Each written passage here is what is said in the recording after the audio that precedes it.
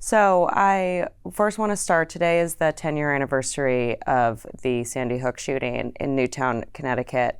Do you think enough has been done to curb gun violence since that time? I was in Connecticut a couple weeks ago, and I met with some of the families up there in Newtown, including, by the way, some high school kids who are advocating to try and do more. So I think the answer is that with the pounding, relentless beat of gun violence in this country, whether it's places like Sandy Hook or just the daily toll, over 100 people every day, I don't think we can ever do enough right now. I mean, I don't think people should accept that this is somehow okay or part of being an American, but there has been a lot of progress recently, and people at ATF are working 24 hours a day, 7 days a week to see what we can do to implement the laws that Congress sends us and try and do better at protecting people. And what have you learned personally about guns in America since the Sandy Hook shooting? Well, I think we've all, as a country, seen time after time the things that are in the news about these tragic incidents. And they're shocking and horrible. They should be in the news. But the thing that I always try to remind people of, in addition to that, there is this relentless, continual, over 100 times a day, a family loses somebody in the United States due to gun violence. Those things don't get on the news. They're not on the networks. They're sometimes not even on the local news.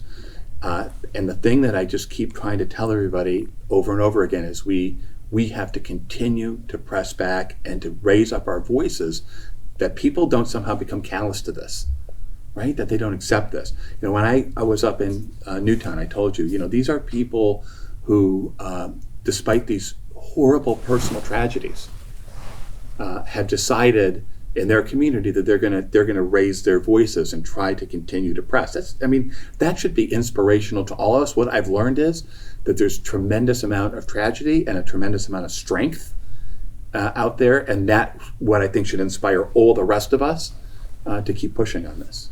All right. And President Biden consistently calls for an assault weapon ban. He has since he got into office. There's not the votes in Congress, and there won't be, next Congress. Why are you optimistic that that's possible, though? For me, at ATF, the president has repeatedly stated the position of the administration on this. We at ATF, we take the laws that Congress passes and we enforce them.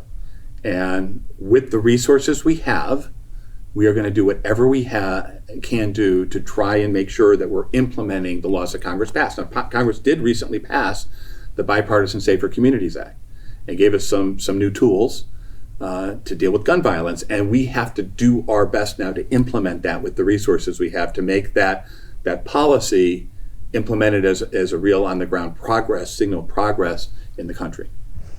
And on the implementation of that bipartisan legislation the president signed, are there any measures you could point to that you're most excited about or you think will have most of an effective impact on curbing gun violence? Well, there's certainly some measures that ATF will be more involved in implementing because it really is an all-of-government approach, the president said over and over again. But for ATF and the Department of Justice, we have a brand new straw purchasing law, which for the first time makes a stand-alone crime for somebody who goes and buys a gun for somebody who the law says is not allowed to have a gun. That's some of the way that firearms go from lawful commerce to unlawful commerce and end up on the streets hurting people. We have a standalone firearms trafficking bill. We formed strike forces. The Attorney General's formed strike forces in certain parts of the country to deal with trying to investigate and prosecute cases involving illegal firearms trafficking. That law is going to be helpful there. Congress has expanded the protection of victims of domestic violence from firearms by closing what was called the boyfriend loophole. Those are measures that we at ATF are already out there working with our incredible state and local partners, training with our state and local partners out there all across the country, trying to implement. And what else do you think needs to be done? We talked about an assault weapons ban. How about background checks? These are things that Americans have called for across the country. What do you want to see implemented next? Again, at ATF, whatever Congress decides to do, we're going to implement it. But within the current law, there's the ability to do a better job on certain things. And one of the things that's really important is the administration's privately made firearm or ghost gun rule. That was something that was announced the day I was nominated. It has become effective, and ATF is now implementing that rule, which basically says that if you are engaged in the business of selling things that are firearms because they're readily convertible to being firearms, you need to be a federally licensed firearms dealer. And why that's important is because FFLs, federal licensees, FFLs have to run background checks. They have to make sure that these products aren't being sold to people that Congress has said can't have them. They need to put serial numbers on these weapons. That's why the term ghost gun has occurred, because a gun that's sold like that out of the appropriate licensing scheme won't have a serial number on it. That means when people conduct a shooting, when criminals do what the guy in Highland Park did, go to the July 4th parade and shoot, the way we were able to catch that person was the serial number on the gun.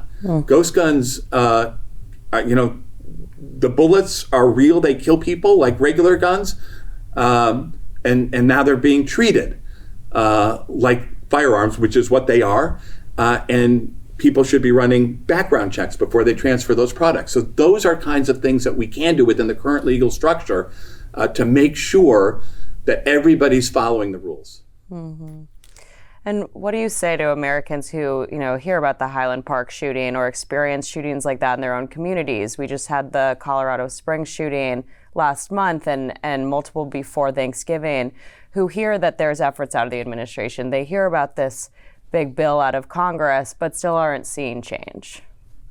What I say to them is that the people of this country two things they should keep in mind. First of all, there are 5,000 to 6,000 people at ATF who go to work every single day. These are people, some of whom who are risking their lives to try and protect people from violent crime and gun crime. And we're going to continue to do everything in our power. These are incredible people to work with our state and local law enforcement partners, which we do better than anybody, to try and fight violent crime. The second thing I'd say is that at ATF, we don't accept that the level of firearms violence that we're seeing is something that is part of our national story, something we just have to live with. I don't accept it, and neither should you. Right? When you see the people who are victims and survivors of gun crime, as I've seen around the country, who are willing to stand up and use these tragedies as springboards for positive change, that should inspire each and every one of us to never accept what's going on. It is wholly unlawful and it's wholly un-American for this level of firearm violence to be going on. So what I say to them, the people out there who are railing against this, keep using your voices. We're with you on this.